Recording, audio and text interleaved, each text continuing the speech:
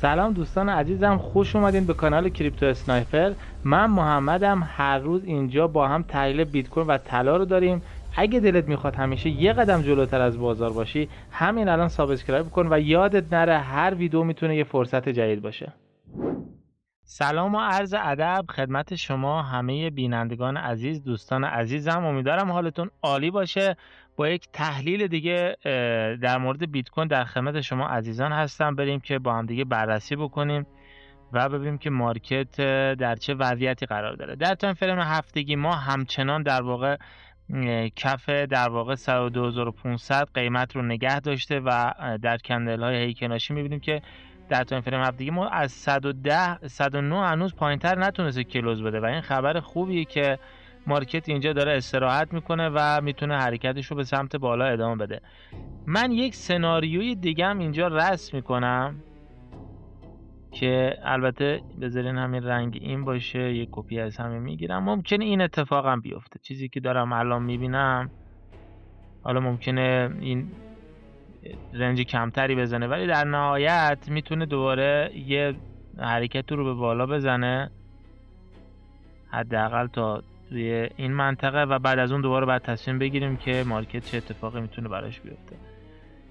و میریم در کندل های دیلی ببینیم در تایم فریم دیلی وضعیت چجوریه. بله میتونیم ببینیم که امروز مارکت خوب خودش رو نگه داشت و به پایین نفوذ نکرد و در 4 ساعته میبینیم که این داره به سمت ممکنه یه پول بک بخواد در 4 ساعته به این سقف بزنه که احتمالش خیلی زیاده در تایم فریم 4 ساعته، که منو در حالت کندل های شمعی قرار میدم.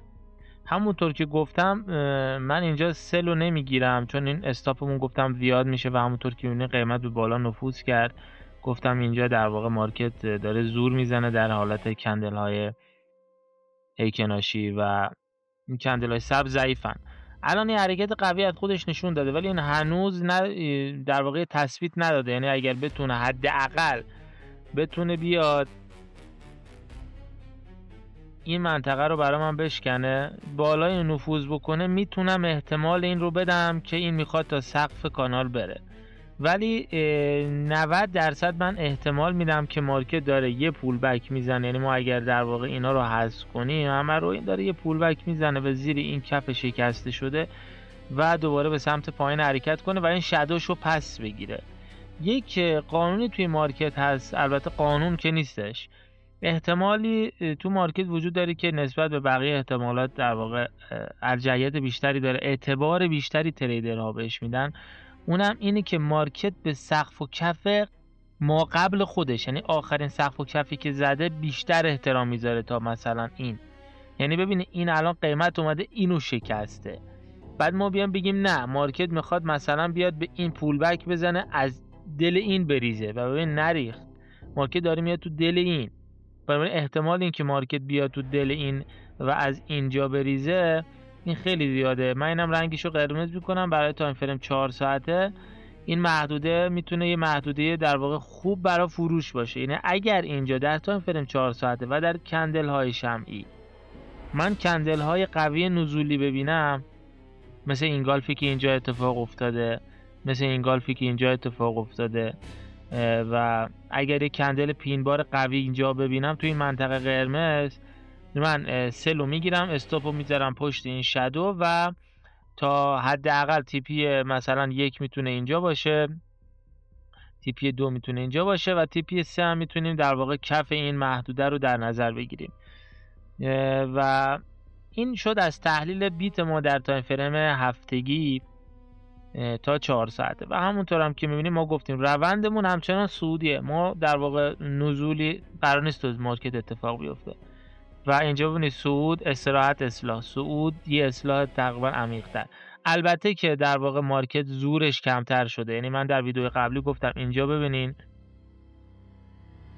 این لگی که اینجا اتفاق افتاده نسبت به این لگ ببینید چقدر بزرگتر بوده و این لگ آخری که دوباره تشکیل شده این دوباره کوچیکتر از این بوده. یعنی این بزرگ بوده، این کوچیکتر شده، این دوباره کوچیکتر شده و این نشون میده زور فروشنده کم شده، ولی خب این به این معنی نیست که مارکت نمیتونه به سمت بالا حرکت بکنه.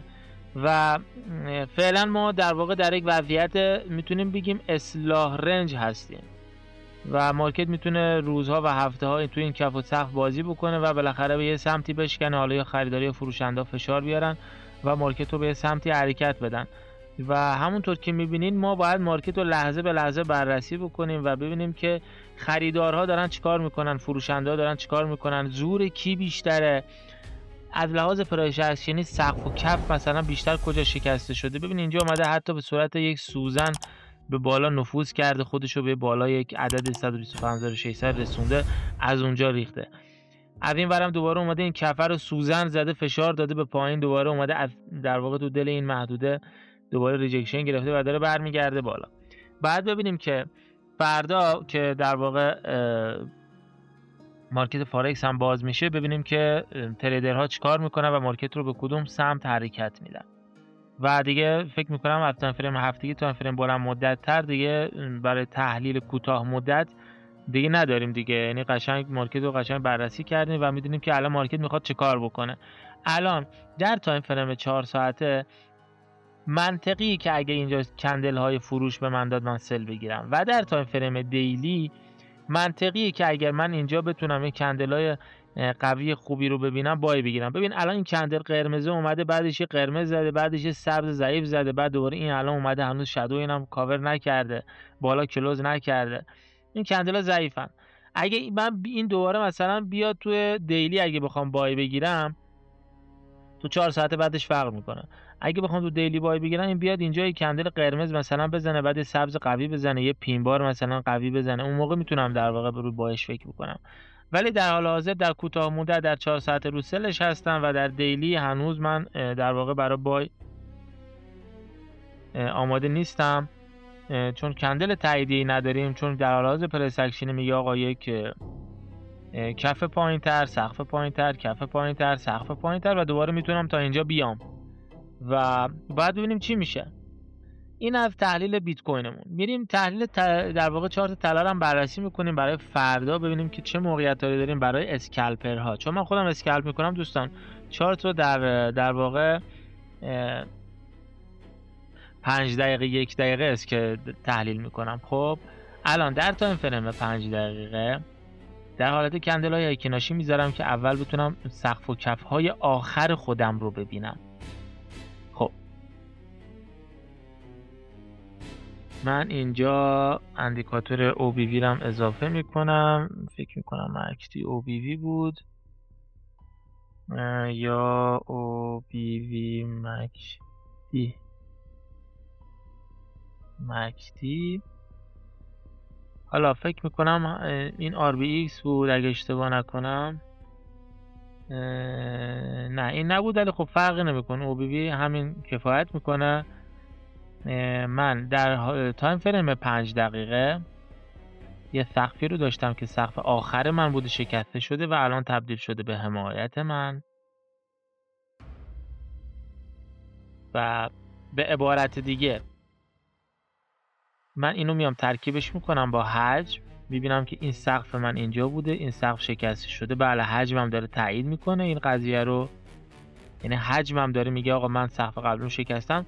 بنابراین من فردا در سشن لندن 10:30 صبح و 4:30 عصر سشن نیویورک، در صورتی که همچین پوزیشن هایی توی مارکت اتفاق بیفته، یا مثلا مثال میزنم این مثلا بیاد بذاریم من اینا رو سبز کنم، اگر که این مثلا بیاد پایین، اینجا منطقه تقاضا بوده و این مثلا اینم بیاد پایین، اینجا یه واگرایی تشکیل بشه و من اینجا بایرم، یه استاپ مثلا اینجا بایرم، در تو کندلای تایید رو ببینم و اینا همش دوباره برمیگرده منطقه به دیدن کندلای تاییدیه.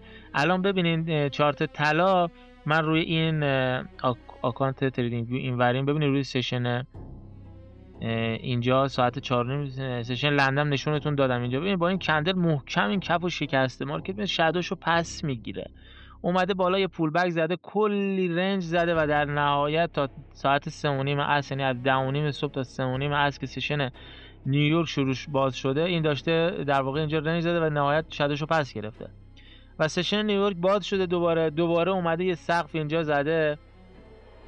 ببینید اینجا کف سقف، این میشه کف آخر، درسته؟ دوباره اومده سقف کف، دوباره سقف رو تاچ کرده، یعنی سقف تشکیل شده. دوباره این کف من میشه این کف، دوباره شکسته، دوباره ریخته و همینطور در واقع ادامه داشته.